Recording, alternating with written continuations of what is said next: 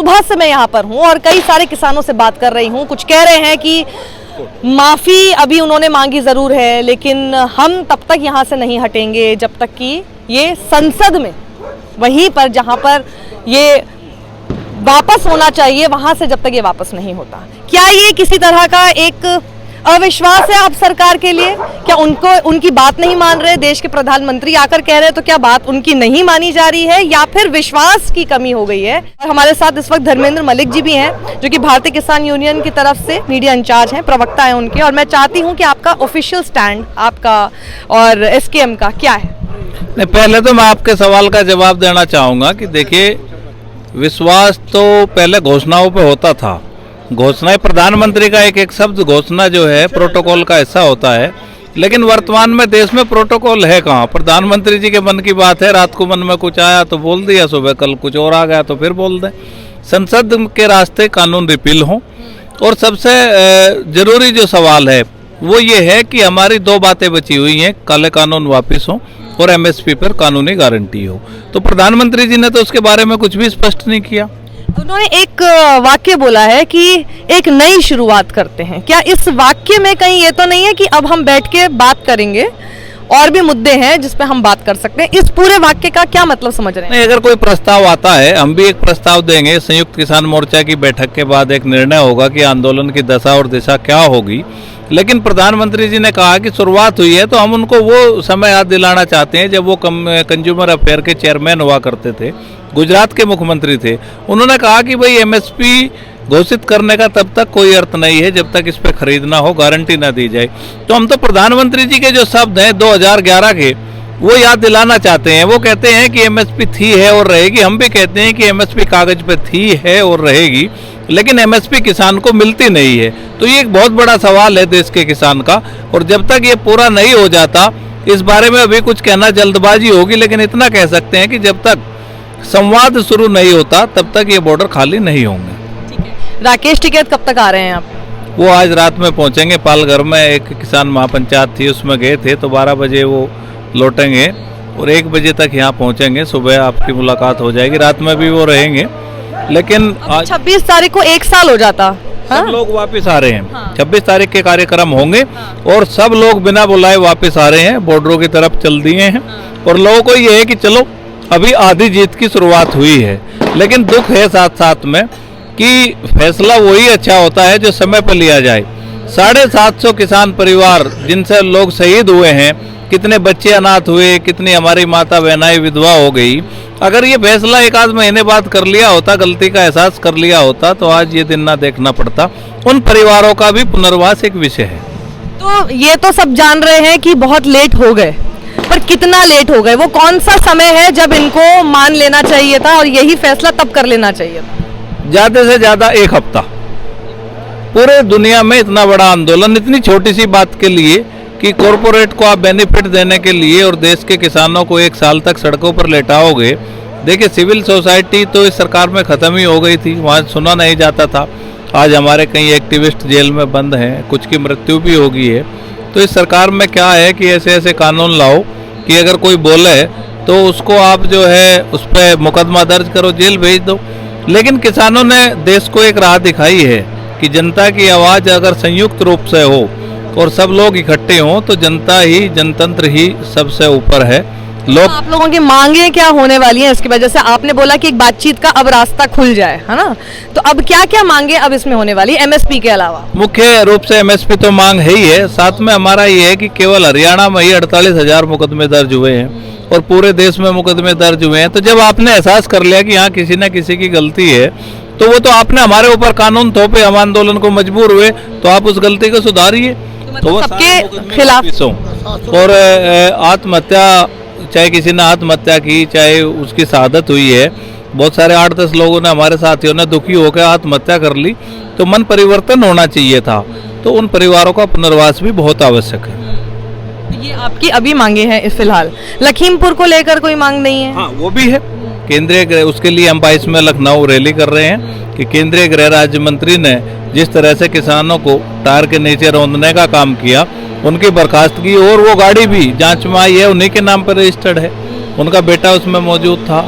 तो ये जो तमाम तरह की वारदातें हुई हैं इसमें कठोर से कठोर सजा हो, और केंद्रीय गृह राज्य मंत्री को बर्खास्त आज ही अगर कर देते तो किसानों में एक विश्वास की बात होती। धर्मेंद्र जी, पिछले 1 साल से हर तरह की मशीनरी आप देख ही रहे हैं, पावरफुल पूरा सरकारी अमला है, उनके साथ मीडिया है, उनके साथ कितना कुछ है। हर तरह की कोशिश हो गई कि ये आंदोलन कभी तो रुके। जी याद है तब वो 28 जनवरी की भी बात थी, तब जब राकेश टिकैत के आंसुओं ने एक बार दोबारा से उस पूरे आंदोलन को संजीवनी दे दी थी। ये क्या था जिसकी वजह से ये आंदोलन बिखर नहीं पाया? कोशिश जरूर हुई, कभी कभार इधर उधर हल्का फुल्का जरूर हिला, लेकिन कभी बिखर नहीं पाया और टूट नहीं पाया। वो क्या था? नहीं देखिए साक्षी जी, आपके शो को काफी लोग देखते हैं, तो एक तो मैं उन नकली अर्थशास्त्री जो कृषि अर्थशास्त्री थे और जो गोदी मीडिया था उनको भी बधाई देता हूं कि उनके प्रिय प्रधानमंत्री जी ने आज उनके दिल तोड़ने का काम कर दिया। तो उन्होंने तमाम प्रयास किए, किसानों को नकली साबित करने का प्रयास किया, लेकिन जो किसानों के पास ताकत है उसको थोड़ा पीछे जाना पड़ेगा।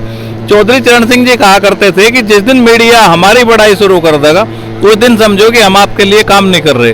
तो बस किसान यही समझते हैं कि जब तक हमारे नेताओं के प्रति मीडिया में झूठा प्रचार फैलाया जाता है, नेगेटिव बताया जाता है, समझो कि वहां पे सब कुछ ठीक है।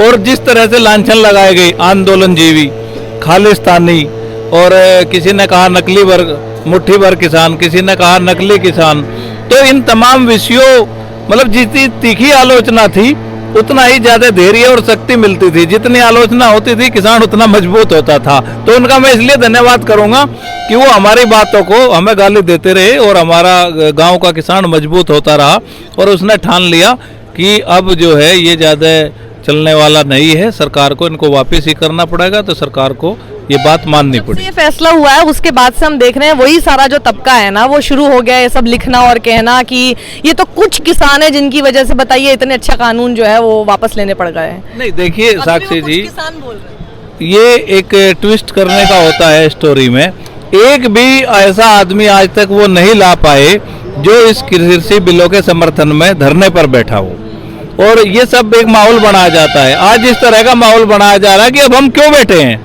अरे भाई हमारी बात है, हमारी पीड़ाएं हैं, हम 1 साल से बैठे हैं। क्या देश के प्रधानमंत्री को संवाद करने का भी समय नहीं? देश के प्रधानमंत्री को तमाम किसान नेताओं को बुलाकर बात करनी चाहिए और क्षमा याचना करनी चाहिए, और जो किसानों के मसले हैं उनको सुलझाना चाहिए। अगर आपने जैसे कहा कि 1 हफ्ते में सुलझ जाना चाहिए था, अगर ये 1 हफ्ते में सुलझ जाने वाली जैसी सरकार होती जो कि सुलझा देती इस चीज को, क्या क्या ऐसा है जो पिछले 1 साल में खोया है और वो नहीं खोया होता?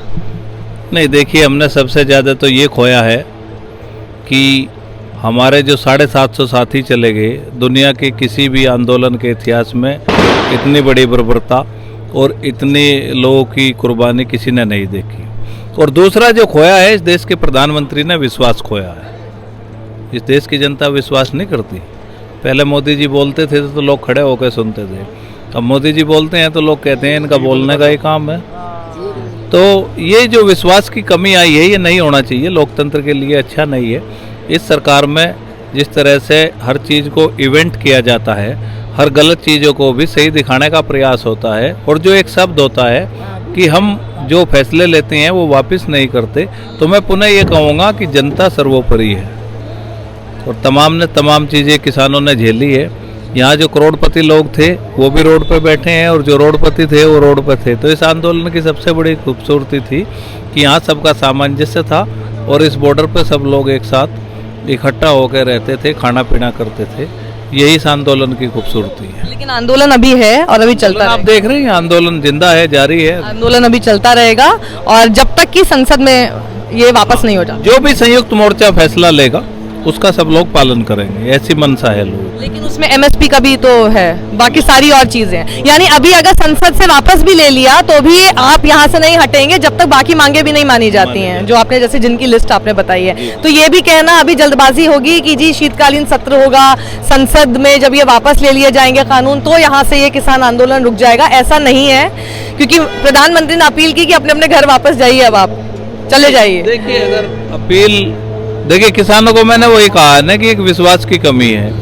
अगर पहले जैसा विश्वास मोदी जी का होता तो शायद हमारी भी कोई इंतजार ना करता, सब यहाँ से चल पड़ते। तो उल्टा हो रहा है, लोग बॉर्डर पे और ज़्यादा बढ़ रहे हैं। पंजाब, हरियाणा, उत्तर प्रदेश तमाम लोग आके बॉर्डर पे जमा होने शुरू हुए हैं और बहुत ज़्यादा संख्या में कल को यहाँ लोग देखने को आपको सब जगह मिलेंगे। तो ये 26 का कार्यक्रम हमारा होगा जी। एक बार भी मन में ये चीज आई कि काश ये चुनाव पिछले साल ही होते। हाँ, लेकिन वो असर भी तब होता है जब आंदोलन ग्राउंड पे होता है। आंदोलन से दिखता है कि राजनीतिक नुकसान होगा, तभी उसका दबाव होता है। मतलब ये पार्टी समझ तो गई है कि इनको भी असर हो सकता है, नहीं इनको भी फर्क तो पड़ता है। नहीं, किसानों ने समझा दिया कि देखिए किसान है, इनसे आप उलझिए मत, ये उद्योगपति नहीं है कि आप ईडी और सीबीआई को भेज के न बंद करा दोगे। ये किसान है, इन्होंने अपनी ताकत का एहसास तो कराया है कि हम ग्राउंड पे भी लड़ेंगे।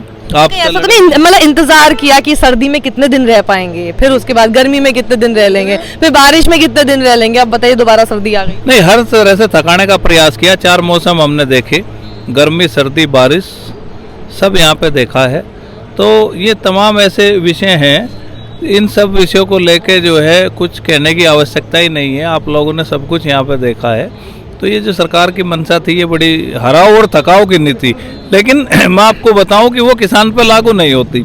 हम फसल बोते हैं, फिर 6 महीने उसको पकाते हैं, उसका इंतजार करते हैं, फिर काटते हैं, और अगर क्रॉप फेलियर हो जाए तो फिर अगली फसल बोते हैं। तो हमारे धैर्य की परीक्षा कोई सरकार नहीं ले सकती।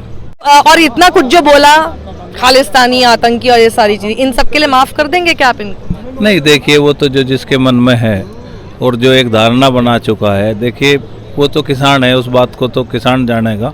लेकिन किसानों के मन में नाराजगी बड़ी गहरी है, और अब जब मतदान का इस्तेमाल करना होगा तो किसान अपने विवेक का इस्तेमाल तो जरूर करेगा।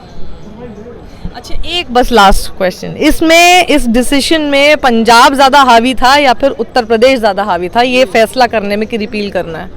मतलब उत्तर प्रदेश का चुनाव ज्यादा था या पंजाब का? ये राज्यवार लड़ाई नहीं है। देखिए पंजाब में तो भाजपा है ही नहीं, जहाँ है ही नहीं तो वहाँ डर किस बात का। तो अगर ऐसा हो, मान लीजिए जैसे अभी बोल दिया कि जी रिपील करें, अभी आपने अविश्वास की बात की ना, तो हम 10 तरह की और चीजें भी सोच सकते हैं कि क्या किया जा सकता है आगे। जिन राज्यों में इनकी सरकार हो, मान लीजिए वहां पर ये लोग इस तरह के कानून लाने की कोशिश करने लगे, फिर नहीं तो किसान, देखिए सब चलता तो विश्वास पे है, लेकिन राज्यों में तो किसान जब दिल्ली से लड़ सकता है तो राज्य से भी लड़ेंगे अगर यही होगा। और फिर अगर इस तरह का प्रयास करेंगे तो 2024 भी है देश में। 22 तो अभी एक, ये तो बानगी भर थी, उत्तर प्रदेश, उत्तराखंड और पंजाब और हरियाणा का चुनाव। देश में 2024 भी आएगा, और भगवान करे मोदी जी को सद्बुद्धि दे कि किसान के समय कोई किसान के भविष्य का जब ये फैसला ले तो कम से कम किसानों को बुला के उनसे बात जरूर करें, चाहे वो कोई भी वर्ग हो, चाहे मजदूर हो, कोई भी हो। आज लेबर कोड की बात है, तमाम मजदूर आंदोलन कर रहे हैं, उन बेचारों का भी कुछ होना चाहिए। ठीक है, वो संगठित आंदोलन नहीं कर पा रहे हैं, आप तमाम निजीकरण की होड़ में लगे हुए हो, तो देश में तो मुद्दे बहुत हैं। लेकिन मैं एक चीज जरूर रहेगी इस आंदोलन की कि देश के आंदोलन को किसानों ने आवाज दी थी, इसमें शामिल होना चाहिए सभी मजदूरों को और सभी छात्रों को और सभी बेरोजगार युवकों को। लेकिन अभी भी विचार इतना हावी है कि आरएसएस के विचार से लड़ने के लिए आपको विचार पैदा करना पड़ेगा। अभी आरएसएस का विचार जो दिमाग पे हावी है वो आंदोलन को खड़ा नहीं होने देता। किसान ने जो है, किसान कभी भी धार्मिक नहीं होता, किसान मानता सब कुछ है, लेकिन उसका भगवान उसके साथ चलता है। जब वो खेती करने के लिए जाता है तो हल जब चलाता है तब वो कह देता है कि ले राम का नाम, या जो भी ऐसी तमाम अपने धर्म के अनुसार बात करते हैं। तो किसान को हिंदू, मुस्लिम, सिख, ईसाई इससे कोई फर्क नहीं पड़ता। और इस आंदोलन की खूबसूरती ये थी कि इसमें हिंदू, मुस्लिम और सिख, ईसाई और एक नया अध्याय जुड़ा है, बौद्ध। हिंदू, मुस्लिम, सिख, ईसाई और बौद्ध भी साथ थे। आपने देखा होगा यहीं पे टेंट था, सब लोग बैठते थे। तो ये खूबसूरती है, जो ये संस्कृति थी हमारी। देखिए इस आंदोलन के कई बड़े फायदे भी हैं। हिंदू मुस्लिम का जो झगड़ा था विशेष रूप से उत्तर प्रदेश में, उसको इस आंदोलन ने एक तरफ कर दिया, समाप्त कर दिया। राजस्थान में जो गुर्जर के बीच में झगड़ा था, गुर्जर और आपका मीणा हमेशा लड़ते थे, वो सब एक मंच पर आए। और कई जगह इस तरह के तमाम चीजें थी, लेकिन उन सबको बुला के लोग एक साथ रहे। और पंजाब, हरियाणा, जो सतलज यमुना SYL का जो बड़ा इश्यू था, सरकार ने वो भी तो करने का प्रयास किया, लेकिन वो सब भूल के उन्होंने कहा कि आज हमारा मुद्दा कृषि कानून और एमएसपी है और हम इस पे साथ लड़ेंगे। और जो पंजाब हरियाणा की जो लंबे समय से एकता समाप्त हुई थी उन सबको जोड़ने का काम किया है। तो इस आंदोलन ने तो देश को बहुत कुछ दिखाया है। आप कई सारे चैनल्स में जा जाके कितनी बार बहसें भी हुई आपकी, और अब आज कौन से चैनल पर सबसे ज़्यादा जाना चाहते हैं आप और किस एंकर के सामने? नहीं देखिए, मैं तो चैनल की अगर बात करूं तो मैं साक्षी जी के साथ हूं, आपका बहुत बहुत धन्यवाद करूंगा। और फिर मैं बात करूं बड़े चैनल की तो फिर न्यूज़ 24 और एनडीटीवी ने, और विशेष रूप से संदीप चौधरी ने जो काम किया है, और ये एनडीटीवी के कुछ लोगों ने, और अजीत अंजुम जी हैं, आप हैं, इस तरह के वार को भी धन्यवाद कहूँगा, न्यूज़ क्लिक को भी धन्यवाद कहूँगा। मेरी गिनती के हैं, मेरे हाथ में जितनी उंगलियां हैं उससे ज़्यादा मीडिया हाउस इस देश में अब बचे नहीं हैं। यहाँ पे लोकतंत्र में जो मीडिया है, जो चौथा स्तंभ है, वो पूरी तरह से समाप्त हो चुका है। यहाँ पे कुछ इंडिपेंडेंट लोग हैं जो बचे हैं और उन्हीं के दम पे हम इस मुकाम तक पहुँचे हैं। उन सबका बहुत बहुत धन्यवाद। शुक्रिया धर्मेंद्र जी।